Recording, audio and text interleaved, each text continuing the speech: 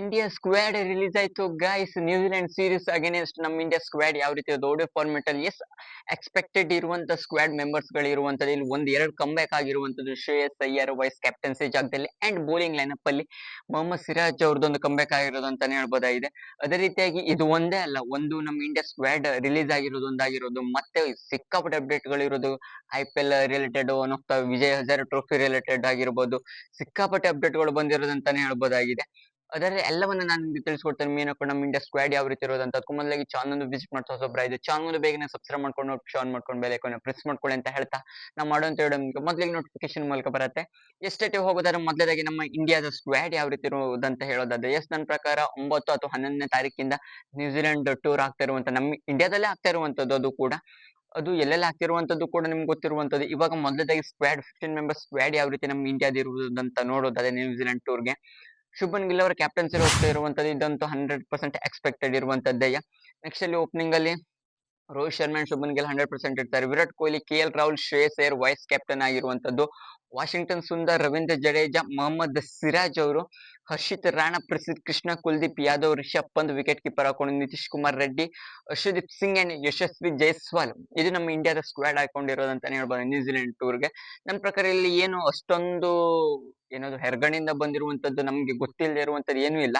ಒಂದು ಮೊಹಮ್ಮದ್ ಸಿರಾಜ್ ಅವರು ಒಂದು ಕಂಬ್ಯಾಕ್ ಮಾಡಿರುವಂತದ್ದು ಓಡಿಯೋ ಫಾರ್ಮೆಟ್ ಅಲ್ಲಿ. ನನ್ನ ಪ್ರಕಾರ ಮೊದಲೇದಾಗಿ ಇರ್ಬೇಕಾಗಿತ್ತು. ಯಾಕಪ್ಪ ಅಂತ ಹೇಳಿದ್ರೆ ಬೂಮ್ರಾ ಅವ್ರು ಇಲ್ದೇ ಇದ್ದಾಗ್ಲೇ ಯಾವಾಗ ಹೋದ ಸೀರೀಸ್ ಅಲ್ಲಿ ನನ್ನ ಪ್ರಕಾರ.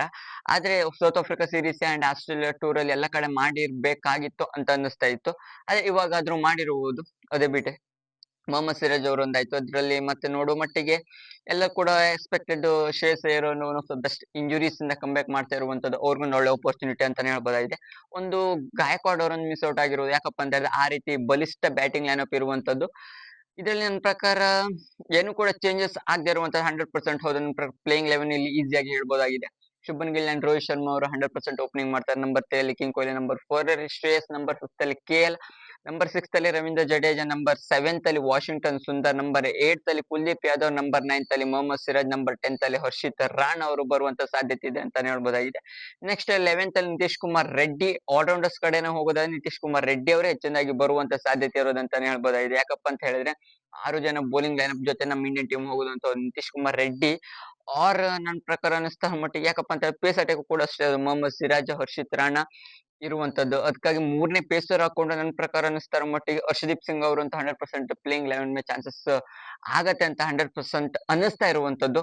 ನೋಡಿ ಯಾವ ರೀತಿ ಆಗತ್ತೆ ಅಂತ. ಇದು ನಮ್ಮ ಇಂಡಿಯಾದ ಸ್ಕ್ವಾಡ್ ಹಾಕೊಂಡಿರೋದು ನ್ಯೂಜಿಲೆಂಡ್ ಟೂರ್ಗೆ. ನೆಕ್ಸ್ಟ್ ಬಿಗ್ ಅಪ್ಡೇಟ್ ಏನಪ್ಪಾ ಅಂತ ಹೇಳಿದ್ರೆ, IPL ರಿಲೇಟೆಡ್ KKR ಗೆ ಒಂದು ಬಿಗ್ ಟ್ರಬಲ್ ಅಂತಾನೆ ಹೇಳ್ಬೋದು. ಬಿಗ್ ಟ್ರಬಲ್ ಅಲ್ಲ, ಇದು ನಮ್ಮ BCCI ಕರೆಕ್ಟೇ ಮಾಡಿರುವಂತದ್ದು.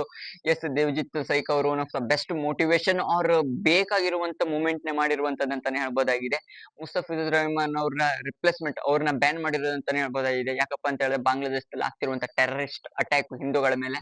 ಅದಕ್ಕಾಗಿ ಇಲ್ಲಿ ನಮ್ಮ India one of the best BCCI ಒಳ್ಳೆ ಥಿಂಕ್ ಮಾಡಿರೋದು ಅಂತಾನೆ ಹೇಳ್ಬೋದಾಗಿದೆ. ಕನ್ಫರ್ಮ್ ಮಾಡಿರೋದು ಮುಸ್ತಫಿಜುರ್ ರಹಮಾನ್ ಅವರ ರಿಪ್ಲೇಸ್ಮೆಂಟ್ ಹಾಕೊಂಡು KKR ಒಂದು ಆಫರ್ ಕೂಡ ಕೊಟ್ಟಿದ್ರು. ಯಾರನ್ನೇ ಬೇಕಾದ್ರೆ ನೀವು ಸೆಲೆಕ್ಟ್ ಮಾಡ್ಕೊಳ್ಬಹುದು ಅಂತ ರಿಪ್ಲೇಸ್ಮೆಂಟ್ ಹಾಕೊಂಡು. ಅವ್ರನ್ನ ಮಾತ್ರ ಇವಾಗ ಬ್ಯಾನ್ ಮಾಡಿರೋದು. ಅವ್ರನ್ನ ಅಲೋ ಮಾಡಲ್ಲ ಅಂತ IPL ಆಟ ಆಡ್ಲಿಕ್ಕೆ. ಅವ್ರನ್ನ ಜಸ್ಟ್ ಅವ್ರಿಗೆ ಹೆರ್ಗಳಿಟ್ಟಿರೋದಷ್ಟೇ ಬಿಟ್ರೆ ಅವ್ರನ್ನಂತೂ 100% ಇಲ್ಲಿ ಆಡ್ಸಲ್ಲ ಅಂತಾನೆ ಹೇಳ್ಬೋದಾಗಿದೆ. ನೆಕ್ಸ್ಟ್ ಅಲ್ಲಿ ಹೋಗೋದಾದ್ರೆ ಇಲ್ಲಿ ಕೋಲ್ಕತ್ತಾನು ಕೂಡ ಇಲ್ಲಿ 100% ಅವ್ರನ್ನು ಅಫಿಷಿಯಲ್ ಅಕೌಂಟ್ KKR ಕೂಡ ಕೊಟ್ಟಿರುವಂತದ್ದು. ಅವ್ರನ್ನ ಹೆರ್ಗಳಿಟ್ಟಿರೋದು BCCI ಯಾವ ರೀತಿ ಹೇಳಿತ್ತು ಅದೇ ರೀತಿಯಾಗಿ ಇಲ್ಲಿ ನಡ್ಕೊಂಡಿರೋದು KKR ಮ್ಯಾನೇಜ್ಮೆಂಟ್ ಕೂಡ.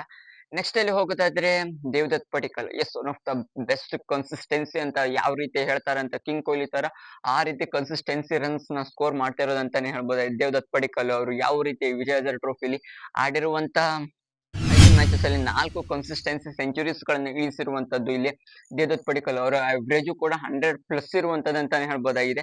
ಎಸ್, ODI ಫಾರ್ಮೆಟ್ ಆಗಿರ್ಬೋದು. ನಮ್ಮ RCB ಎಷ್ಟು ತಲೆ ಕೆಡ್ತಿರುವಂತದನ್ನ ನೋಡೋದಾದ್ರೆ, ಮೊದಲನೇದಾಗಿ ಬರೋದಾದ್ರೆ ಫಸ್ಟ್ ಮ್ಯಾಚ್ ಜಾರ್ಖಂಡ್ ಜೊತೆಗೆ 118 ಬಾಲ್ಸ್ ಅಲ್ಲಿ 147. ನೆಕ್ಸ್ಟ್ ಕೇರಳ ಅಗೇನೆಸ್ಟ್ 137 ಬಾಲ್ಸ್ ಅಲ್ಲಿ 124 ರನ್ಸ್.